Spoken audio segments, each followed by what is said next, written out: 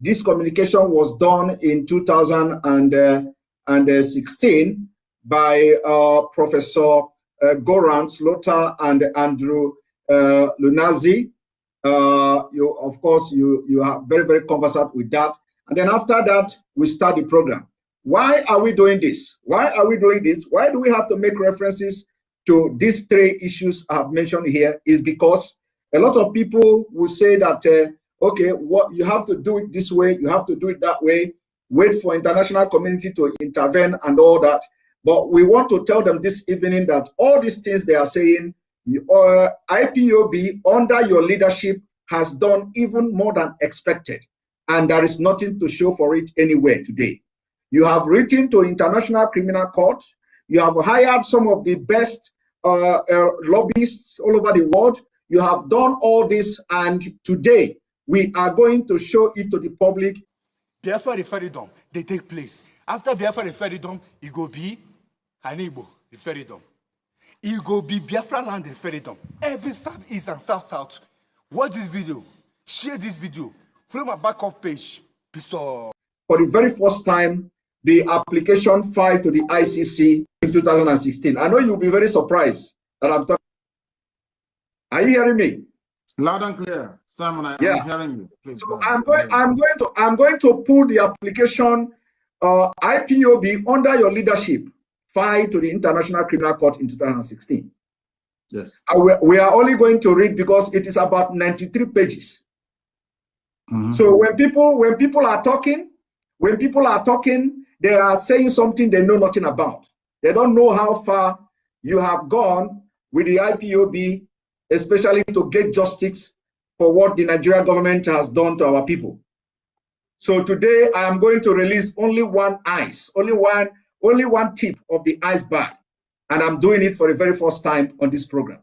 It's going to be on the screen very shortly, because this program is going to be completely different than what normal what we have been doing all this while. Is going to be completely different. And then also, if the attack is too much that they couldn't allow us to do something or do it the way I wanted to do it, then what we have to do is that we may have to reschedule, and I will set up a Zoom, because I'll be getting a lot of messages from different media as I'm talking to you right now.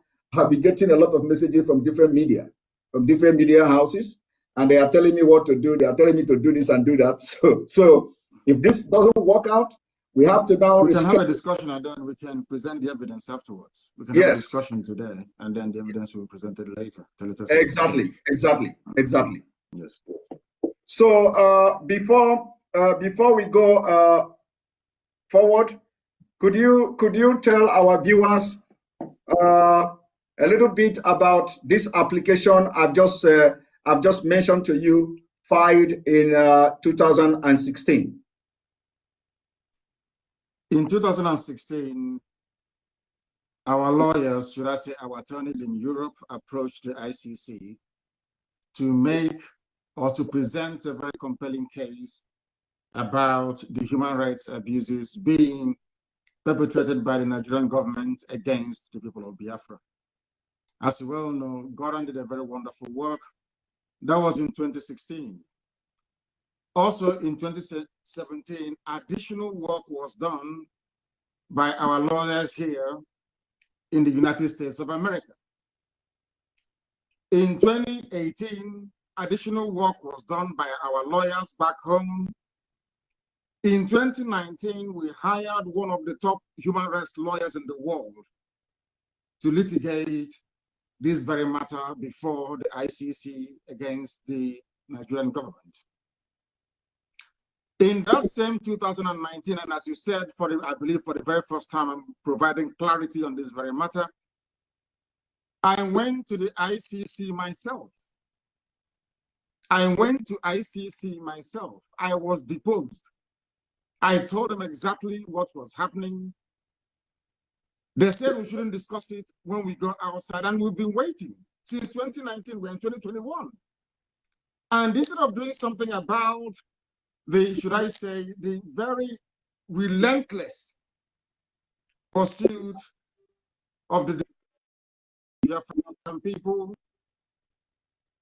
The Nigerian government has been emboldened, the zoo has been emboldened into killing our people, not just killing us. We have now arrived at a situation where our women are being abducted and raped in the north because ICC failed to do something for how many years now? 2016, 2017, 2018, 2019. We hired people in The Hague on a permanent basis, paying them tons of money to be collecting all this evidence against the Nigerian government for the sole purpose of bringing this matter before the ICC, at least for them to investigate. But due to the overwhelming political pressure on them, they have not been able to do anything about it. The only reason why they issued some kind of statement a few weeks ago, or should I say a couple of months ago, was because of the NSAS protest. If not, they wouldn't have mentioned it. I am in the United States of America, where we've hired a very top lobbying firm at Washington, D.C. at huge expense, I must tell you. You also know about the submissions we made to United Nations. Angela Calamar's report, everyone has read it. We went there, IPOB, she mentioned IPOB and Biafra.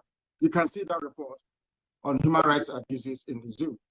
I have been to Geneva. I've sat down with United Nations officials in Geneva. I have been to the EU. Most of them, I have been to the House of Lords to make a presentation before Baroness Cox. I have been to Capitol Hill here in the United States of America, in Washington, to present our case. So where else do you want us to take our cases to before something is done about it? These are the things that people don't understand. Most of the contracts, most of the work we are doing, you cannot see them. You cannot write about them or talk about them. If not for this very program, I won't be discussing this. But it's about time our people realize that we are doing all we can to present all this catalog of abuse and degradation before the conscience of the international community. But unfortunately, Britain is working for Nigeria. There is what I call a climate of neocolonialism still prevalent in Nigeria, and they still see Nigeria as a contraption they created. They still see Nigeria as a place they can come to Biafra and take our oil and gas without paying for it. Therefore, anything that can sustain the false unity of Nigeria is what they are going to encourage. They see Biafra agitation as an antithesis to that very plan which they have, which is to keep this contraption together for them to have unfettered and unrestricted access to our resources. And that is what has been happening. But unfortunately, our people are not intelligent enough to understand it. Every year we spend money. We have somebody in The Hague right now collecting all the evidence, the rape cases, everything, all the murders, all the unprovoked attacks and invasions, everything. But for ICC to call up that very case is another problem. When I say that Biafra is going to be the last miracle on earth, people don't quite understand what I mean by that. Biafrans don't know the number of people and forces against them. They don't understand it. Those of us at the cold face of this struggle, deep inside it, we know who our enemies are, and they are numerous.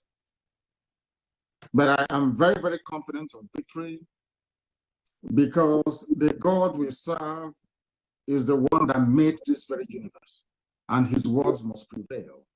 And on that very promise, we anchor our hope, we rest all that we are doing to restore Biafra. And we know that in the end that Biafra will come. We have a lot of enemies, you know. We've not done anything to them. It's Biafrans that built America. We built this very country that I'm in today. Biafrans built the United States of America. The majority of all the hard-working free men and women they took from the western coast of Africa, they shipped them to the USA. They are the ones that made this country great. So they see something in us that we cannot see. They know we are very productive. They know we are hardworking. But above all, Britain knows that we are blessed. It is that blessing from God that Britain doesn't want to see rise up in Africa. And that is why they're using very primitive Fulani people to try to suppress us. You saw yesterday that Britain, BBC was advertising army positions, asking you, even telling you what you can get the forms to do your functions on tax, or should I say license fee payers money in the UK. They don't accept any advert. So how come BBC Pidgin in Nigeria is advertising for people to join the army of Nigeria for free? Because they are, of course, agents of neocolonialism. They're working for Britain. They want Nigerian army ranks to swell up so they can suppress any measure of uprising against the very decaying, crumbling, damnable zoological republic. What our people need to realize is this. What we go through on a daily basis to ensure that our cases are heard all over the world is immense, everywhere, especially here in the USA. But if the world continues to turn a blind eye and they continue to kill, to rape, to murder, to slaughter people, to take our land, do you expect us to put our hands and do nothing? The answer is no, of course. We must fight because we have our backs now against the wall, and that's what we're doing. Thank you very much. Thank you very much, Ohanadike, one of Biafra. Another thing I want to, this is just an introduction to what we are going to discuss this evening. Another thing I want to ask you is that, there is a man called Peter Smithers. Peter Smithers in 1998, wrote a Nigeria lesson from Sir Smithers. Sir Smithers said the negotiation that the Nigeria as a state was a grave mistake.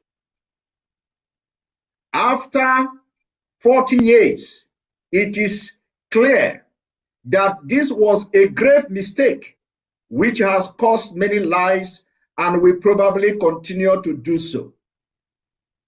It would have been better to establish several smaller states in a free trade area.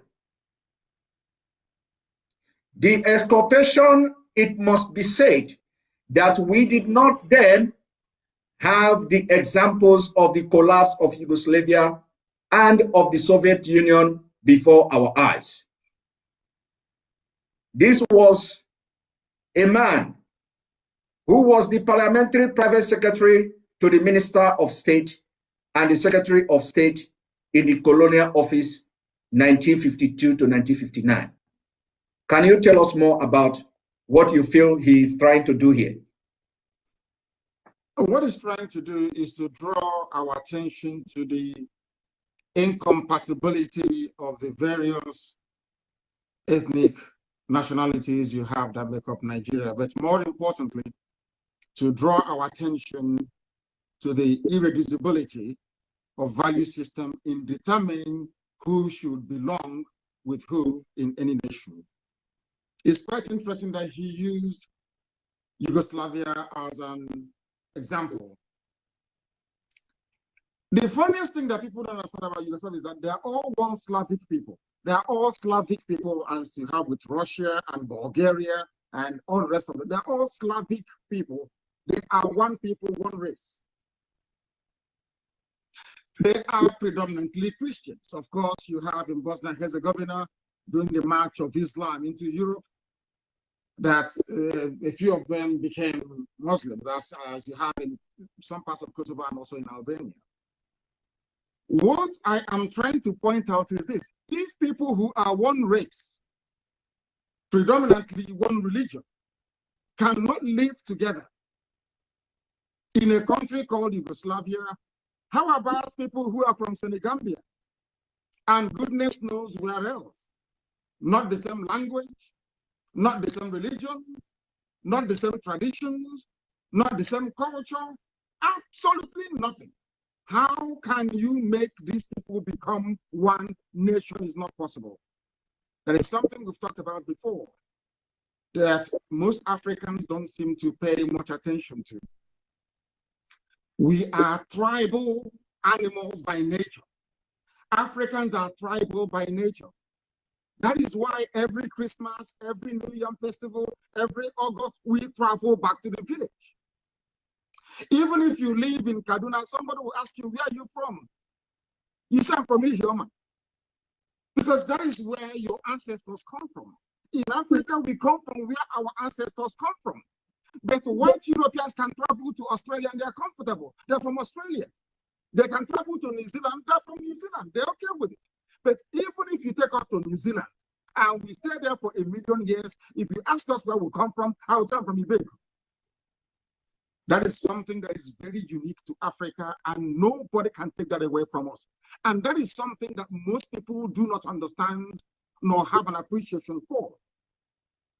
That is why in Africa, everywhere you go to, be it in Kenya, in Ethiopia, in South Africa, everywhere, people still talk about tribe till tomorrow morning because we are different. So rather than trying to experiment with us, this sort of very colonial, artificial construct, because mind you, all states in Africa, sub-Saharan Africa, are all racist constructs. Those that developed or created Nigeria, that created Togo, that created Ghana, they had racism in mind, not your interest. And this is what we've been trying to explain to African people. If not, why would we go to Lagos during a revolution, or should I say a mini revolution, a protest? And people of Lagos, Yoruba people are saying, oh, that Igbos came here to destroy their buildings. But you are all one Nigeria, you claim. These are the things that people need to appreciate. We don't want Fulanis in our land for the simple reason that we don't want to dilute. Attention, attention. IPOB, one family. This and Can you hear me? Sorry about that. Something just... It's okay. What I'm trying to point out, Simon, is this. Forget about all the one Africa. I'm a Pan-Africanist. But we need to start organically. We need to go back to where we come from and begin to build a consensus from the grassroots.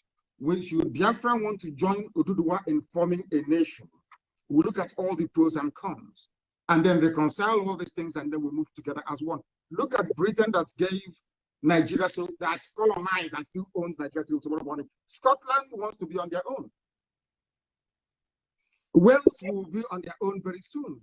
Northern Ireland will live to be on their own. That is human nature. You cannot take it away from us. The only reason why they have Nigeria together the way it is, and why we have been complaining, and why authors and great commentators like the man you alluded to has not gotten any traction in terms of people being able to understand and appreciate what he's saying, is because of the way we reason. I say this all the time. Professor Wole Soyinka, a great literary giant, I would say, came out the other day to say that he is fed up, there is war on his doorstep. He knows very well, as an intellectual, so to speak, that the reason why the war is on his doorstep is because Nigeria is flawed. If Oduduwa were to be on their own, do you think somebody will go to, any cow will go to Soyinka's farm to eat the cabbage or the carrots? It won't happen. These are things that we need to understand, that first and foremost, we are tribal animals because life as we know it started in Africa. We are attached to the land we come from. That is who we are. Because the white man can be born in England and come to America to settle for life and say he or she is an American, doesn't mean we have to follow them. Thank you. Thank you, Onyendu. Now let us now go from the fundamental in the sense that, you know, when people are hearing that we are agitating for Biafra, we want Biafra, some of them in the West, we say the political elite are not shouting Biafra, that they are only those who are in diaspora, you know, like civilized ones, are the ones shouting for Biafra. And this is a fact a lot of people don't know. When you look at it, you find out that 99% of people in Biafra are shouting Biafra. 99% of Biafrans in Nigeria are shouting for Biafra. Only 1%, not even up to 1% of this so-called elite these are the politicians that have been benefited from Nigeria. Now, I want us to look at how will disintegrated Nigeria favor the region before we come into the crisis and the lives that have been lost as a result of trying to keep one Nigeria. Can you tell us, how do you think that a disintegrated Nigeria will favor the Fulani themselves, the Hausa themselves, the Middle Belt, the Oduduwas, the Biafrans, and any other nation that will want to come out of Nigeria? Explain to us. Let us hear. Before I came on this your fantastic program today, I read a very brilliant piece, or should I say a comment by somebody. The person said that Nigeria is the only place he knows where yesterday is better than today. Ask yourself, at which point in Nigeria's history did they record the highest level of human development? It was when they were on their own, when they were semi-autonomous regions. So there is an already made example there for people to reference, should they wish to do so. It was when this unitary mindset came into existence that things started to fall apart. So if when you were on your own, the North was doing very well, or the West was doing very well, Opera had the fastest growing economy in the world at nearly 48% every year.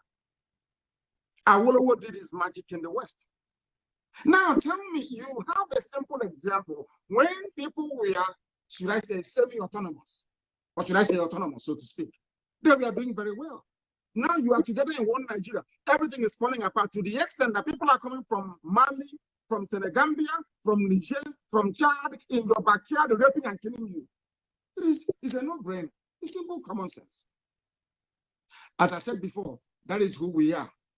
Because once you allow an element of stress, an infusion of competition, you get the best out of the people. Right now, we do not have that. Right now, there is no competition. Right now, this thing about one Nigeria, unity is stifling the creative potentials in us, all of us. Yoruba is not doing well. Biafra is not doing well. Middle Belt is not doing well. The North is not doing well. Nobody is doing well. Then you ask yourself, all these glorious reference to our past, what period was it? The only period was between 1960 to 1965. And then you had regions. Who can argue with that? So the more you separate, the more you look inwards, the more you look at yourself, the more you become self-reliant, the more you... Do you know that in those days, all the regions that they had embassies abroad? Do you know that? Do you know Eastern region had their own embassies abroad with their flag? Are you aware of that? Most people don't know this. And that was the time that Nigeria witnessed a semblance of growth in terms of human development. Now you have a very, should I say, disgraceful contraption called one Nigeria. And everybody is struggling. Cows are making your lives a misery. If you don't know that going back to autonomy is the best way forward, then there is something wrong with that person. Odened, thank you very much. Just because you know everything we do in Biafra, we stand by the truth. We do everything with evidence and fact.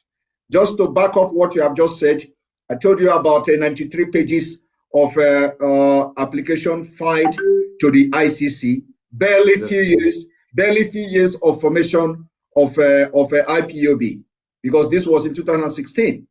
Barely 2 years, the foundation of Nigeria were shaken by the formation of IPOB and the activity of the IPOB in Nigeria. So on that ground, this application was filed in 2016 January. So I am bringing it to the screen now for people to see. For those who are asking, this is number one. The application has been filed 2016, 2017, 2018, 2019, and this is 2021. And there is nothing to show for it.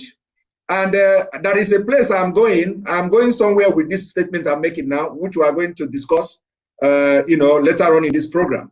Now, when you read the introduction here, it says one, This communication is hereby filed to the Office of the Prosecutor, the OTP of the International Criminal Court, the ICC, pursuant to Article 15 of the Rome Statute, by Professor Goran Slota and Andrew, on behalf of the indigenous people of Biafra, a movement dedicated to self-determination of a former republic of Biafra in southeastern Nigeria, as well as on behalf of 17 individual citizens of Nigeria, the victims collectively, with the IPOB, the petitioner. 2, the petitioner submit that, based on the information set out herein, there is reason to believe that crimes against humanity within the jurisdiction of the ICC, in particular, murder, unlawful imprisonment, torture, enforcements, disappearance, other inhuman acts, and persecution have been committed in the context of politically and ethnically motivated state violence against primarily IPOB members and the Igbo people of southeastern Nigeria.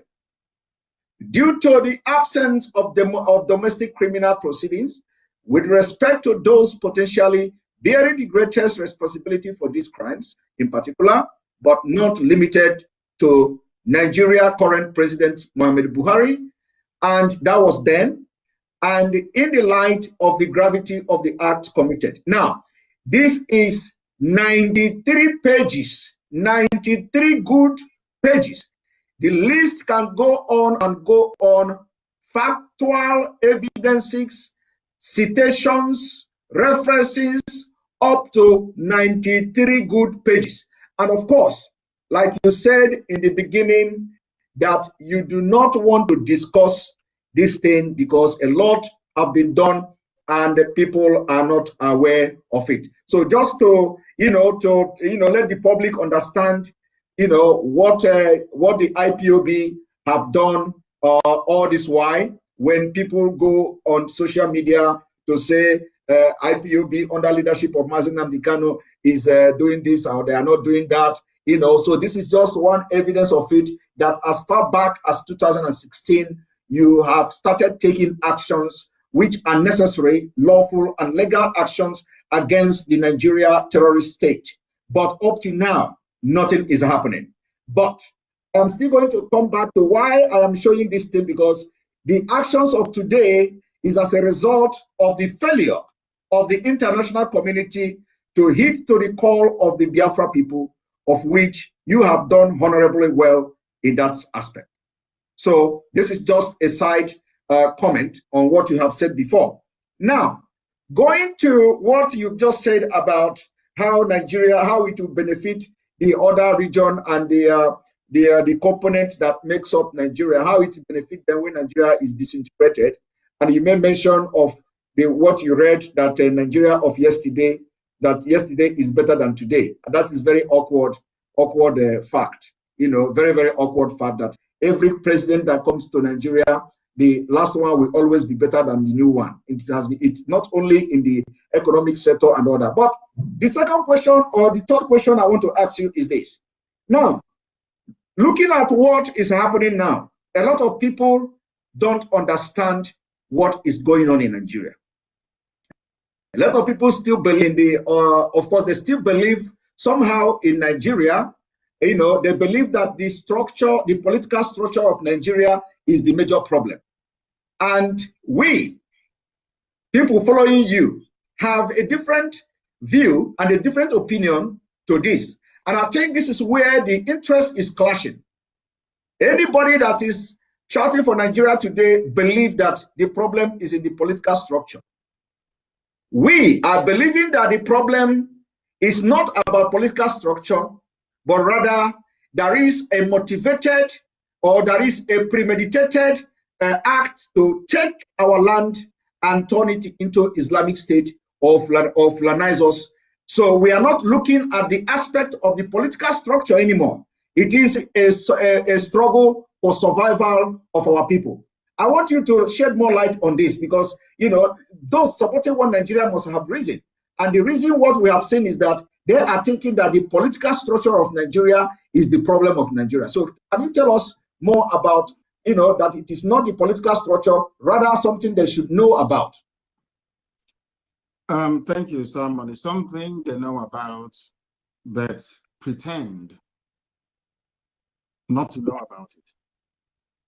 Everybody knows about the hegemonic tendencies of the Fulani Caliphate.